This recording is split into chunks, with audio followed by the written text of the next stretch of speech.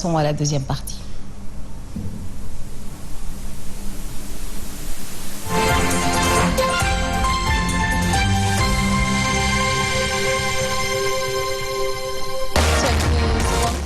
C'est avec Pape Matamou. Bonjour, un plaisir de vous retrouver ce matin. Bonjour à vous, Yacine Seck. En tout cas, c'est un plaisir partagé. Démarrons avec les éliminatoires mondiales Qatar 2022. Qualifiés pour les barrages avant l'heure, les Lions se concentrent désormais à la CAN. Oui, donc avec 12 points. Au compteur, les Lions se qualifient à 2 journées de la fin de la deuxième phase des éliminatoires de la Coupe du Monde Qatar 2022. La bande à Famara Diédhiou a battu hier la Namibie 3-1 donc à l'Orlando Stadium de Soweto, c'est en Afrique du Sud, pour le compte de la 4e journée de ces éliminatoires donc pour le mondial. L'attaquant d'Alanya Sport en Turquie a inscrit un triplé, son deuxième avec l'équipe nationale du Sénégal. Famara Diédhiou s'est bien illustré lors de ces 2 matchs donc contre la Namibie avec 4 buts marqués. Donc ces victoires vont permettre une meilleure préparation de la phase finale de la CAN 2021 prévue dans moins de 3 mois au Cameroun, analyse le sélectionneur national Aliou Cissé.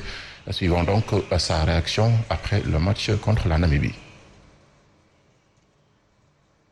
Aussi que l'équipe du Sénégal, ce n'est pas seulement 11 joueurs, mais 23 joueurs. Nous savons aussi que nos joueurs vont jouer vraiment beaucoup de matchs à partir du mois de novembre avec leur club. C'est vrai qu'on est qualifié, mais le Sénégal est une équipe qui doit chaque sortie prouver, chaque sortie montrer, chaque sortie être à la hauteur du statut qu'il a. Effectivement, ces 2 matchs-là peuvent nous permettre aussi de voir d'autres garçons. On aura en tout cas à cœur de vouloir continuer à gagner pour faire plaisir à nos supporters. Bien sûr qu'entre-temps, il y aura la Coupe d'Afrique. Et c'est vrai que ces 4 victoires consécutives qu'on vient d'avoir nous permet d'avoir beaucoup plus de sérénité, de pouvoir travailler tranquillement cette CAN qui va s'approcher, qui sera une CAN très difficile où le Sénégal sera attendu. Avec ce match éliminatoire barrage Coupe du Monde Qatar 2022, le Sénégal est prêt à en découdre face à n'importe quelle équipe en match de barrage, selon Aliou Cissé. Oui, le Sénégal donc est prêt à jouer face à n'importe quelle équipe pour les barrages, rassure le sélectionneur national Aliou Cissé. Suivons toujours sa réaction. Non, je pense qu'aujourd'hui, en toute humilité, le Sénégal aujourd'hui, on sait qu'il n'y aura aucun match qui sera facile. Que ce soit aujourd'hui la Namibie qui est peut-être pas bien classée sur le ranking mondial, sur le ranking continental, mais vous avez bien vu que même si on les avait battus 4-1 chez nous et qu'on vient de les battre 3-1, ça n'a jamais été un match où on a dominé du début jusqu'à la fin. C'est des matchs difficiles. Donc je pense qu'aujourd'hui, le Sénégal est prêt à jouer n'importe quelle équipe. Je crois que c'est à nous de nous concentrer sur nous. Dès lors que nos joueurs jouent à leur vraie valeur, dès lors que nos joueurs jouent avec les qualités qu'on connaît, on a à avoir peur de personne. Toujours concernant cette Coupe du Monde Qatar 2022, 2 équipes sont déjà qualifiées en Afrique pour les barrages prévus donc en mars prochain. Oui, autour d'un sans faute, le Sénégal et le Maroc ont obtenu leur ticket pour le 2e tour des éliminatoires du mondial Qatar 2022. Dans le groupe A, la place qualificative se jouera entre l'Algérie et le Burkina Faso qui ont 10 points. Dans le groupe B, on retrouve la Tunisie avec 10 points et est en bonne position, suivi par la Guinée équatoriale, 7 points. Le Guinée équatoriale, donc la Guinée équatoriale, autant pour moi, et la Tunisie vont jouer au mois de novembre, donc une rencontre qui s'annonce explosive. Et dans le groupe C, tout se jouera entre le Nigeria, le Cap-Vert et donc le Centrafrique. Lors des 2 dernières journées, comme prévu, la place qualificative va se jouer entre la Côte d'Ivoire, 10 points, et le Cameroun, 9 points. Dans le groupe D, favori du groupe E, le Mali est en tête avec 10 points contre 8 points pour l'Ouganda. Le Kenya et le Rwanda sont déjà éliminés de la course à la qualification.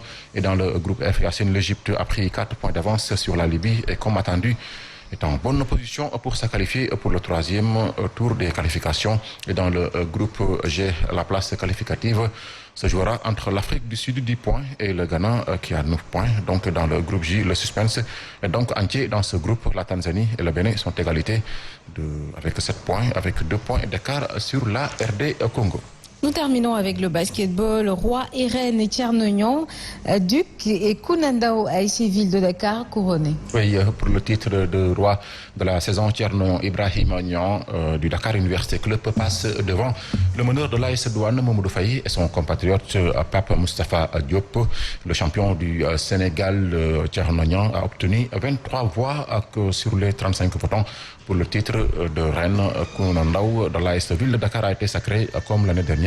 Elle a obtenu 15 voix sur les 35 votants. La double championne du Sénégal avec l'AS Ville de Dakar passe devant Madi Gensen de Isaac Sport et Adama Koulibaly de Ville de Dakar. Les révélations en garçons et filles retrouvent Jean-Jacques Boissy du Sibac et en fille donc Mam Siré Fall de Saint-Louis Basket Club, le meilleur entraîneur de la saison en garçon et sœur parfait adjuvant du Dakar Université Club, et en fille Ousmane Diallo de l'AS Ville de Dakar, Babacar Gueye de Cramps de Dakar et le meilleur arbitre de la saison, Yassine El Hadjou Momodou Sarr de Dakar, et le meilleur commissaire de la saison. Donc la cérémonie de couronnement sera organisée ultérieurement à l'occasion d'une soirée de gala, informe la fédération sénégalaise de basketball. Alors c'est grâce à Famara Diédhiou qu'on est qualifié d'ailleurs, hein, le Sénégal qui est au barrage actuellement. Actuellement, oui. Donc en tout cas, Famara Diédhiou s'est illustré hier avec triplé, donc son deuxième triplé avec les Lions du Sénégal. En tout cas, pour l'heure, le Sénégal est en pole position pour se qualifier pour une deuxième Coupe du Monde consécutive. En tout cas, le moins qu'on puisse dire. Aliou Cissé a réussi donc la passe à 4 victoires en autant de sorties.